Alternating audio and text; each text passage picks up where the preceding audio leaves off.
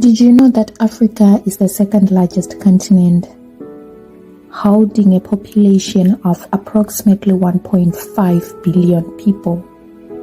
But it is said in such a large number, we still seem to be lagging behind in nearly all the things that we do. But what could be the reason of all this? My audience, join me on this journey as I try to uncover some little things that could be the reasons of who we are today, of who we were yesterday, and of who we could be in the near future, of what our offsprings could be if we do not give ourselves the chance to unlearn and to learn some of the little things that could not make sense to you right now, but could be the reason of what our mindset is today. Hello, beautiful people. Welcome back to another episode. Welcome back to the Road Back Home channel, where we talk about Africa, where we talk about the way forward for us as Africans towards building the better Africa that we all dream of. And on this channel, I share my thoughts over what us as Africans can do, what us as Africans can relearn, learn, and unlearn towards shaping Africa to be a brighter future. Also taking time to share the things I've been able to learn, which we might be making a mistake or which we might not be seeing as Africans that could make us to be a better nation. Today, join me on an insightful conversation. Today is not really a conversation, but it's just a story that I want to share with you, which I thought I would be selfish if I don't share this, or I might not be able to maybe make sense to you when I talk some of the things that I tell you. But maybe if I am to tell you about this story, you might have a different perspective about what I have been talking about all this while. So recently, it was last week ago, I was given the opportunity to go to Taiwan for a conference, and upon the conference, there was a panel discussion that was opened to Taiwanese and Africans. So there was a conversation that was going on between these two continents, Taiwan representing Asia and Africans representing Africa. So upon this lady talking from Taiwan, she said something that till today just stuck in my head, until I just felt like it was saying that I had to mention it. So she said that, why is that Africans, you admire the Western countries or the Asian countries? Is it not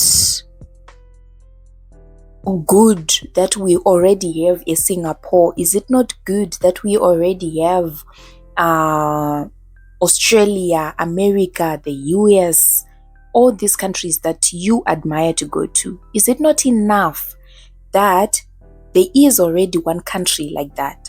Why is that Africans, you want to replicate another Western country in order to define what success, in order to define what a happiness is? One thing I would say as a Taiwanese is that I do not wish for another country, like for there to be another Taiwan like country. Why? Because in this country there is so much behind that you do not see. And I was just sitting behind and I look at this lady. I'm like, lady, come on, like, I stand for Africa, but at the same time, I also kind of, what can I say? I also kind of have this other side as well, which does see the goodness of these countries. So I just waited and wanted to hear what she was going to say. And she said, in Taiwan, not just Taiwan alone, but in some of these successful countries that you see, especially like in the Asian countries, there's a high rate of suicide. Have you ever asked yourselves why? In as much as people have everything, in as much as people have what us as Africans define as success, yet people reach to the point of saying they do not have the purpose of living and they just want to commit suicide. Have you ever once thought about that? And I looked at her. She was making sense. It's true. So today I'm coming before you, Africa, as a continent, saying, dear sister, dear brother, whoever is listening to me right now, if you're an African, don't you think it's time for us to make the Africa that we want for ourselves? Is it not the time to appreciate the happiness that we have as Africans? You know, upon coming to South Korea, I realized that Africans, we are so happy. In as much as we might not have everything, but you find that people are just joyful. They are happy without forcing, but it's just this natural happiness that we have as Africans.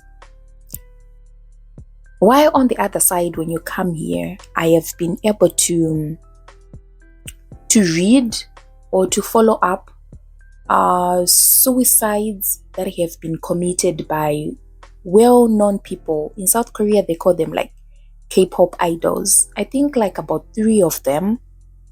And I always asked myself, how come this person has everything that I wish I did want? How come they are choosing to take away their lives? So to some extent, I'm just saying all this to point out that Africans, we are never going to be happy because of money. You know, like money, success are not the things that are going to make us to be the best people that we wish to be, or to be the best versions of ourselves. But I believe if we come together as Africans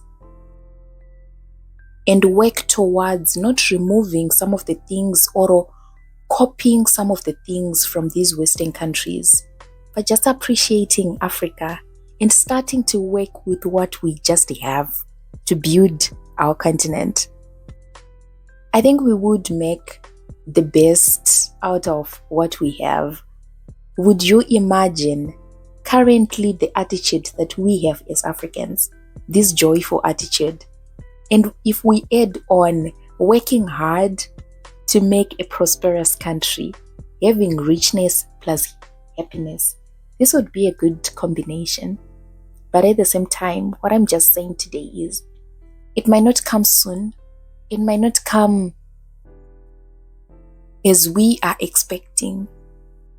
But I think it's time for us to kind of relax in our home countries and start working towards building the future that we admire from a distance from other countries, and bring it back home and invest it where we are in our countries. Because what happens behind the scenes in other countries, we do not know. But the only thing that we know is what we have in Africa. And it's high time we cherish and love what we have. So I'm leaving this question with you today. Why do you want a replicate of another country in Africa. That ever answer that you have, I can only say that we can make it without replicating what the other country is doing, because we could just end up in the same shoes that they are in. Some of the methods that have been used to make some countries be where they are, we wouldn't appreciate it. We wouldn't want it for another day if it is to be taken into Africa. People here don't have peace of relaxing. People work and work and work. But one thing I have appreciated about Africa is we work, but we also know when to rest, to relax, and to enjoy, even without relaxing in the terms of vacation. But sometimes I do appreciate the way we just rest by knowing that it's after work. Let me just take my cup of coffee and enjoy the nature. That on its own is enough for us for now. So yeah, Africa, it's our time. It's our time to rise and shine and to know and to tell ourselves that what we have, many people out there, they are in need of it. But sadly, we do not know. We can only know after being told some of these stories. So yeah, that's why I thought I should tell you. So till we meet again, have a good day. Be a gem for Africa. Be a representative for Africa wherever you are. And don't forget motherland. That motherland needs you.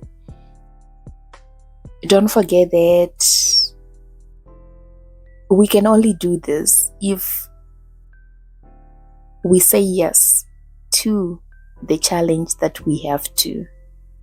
So yeah, till we meet again.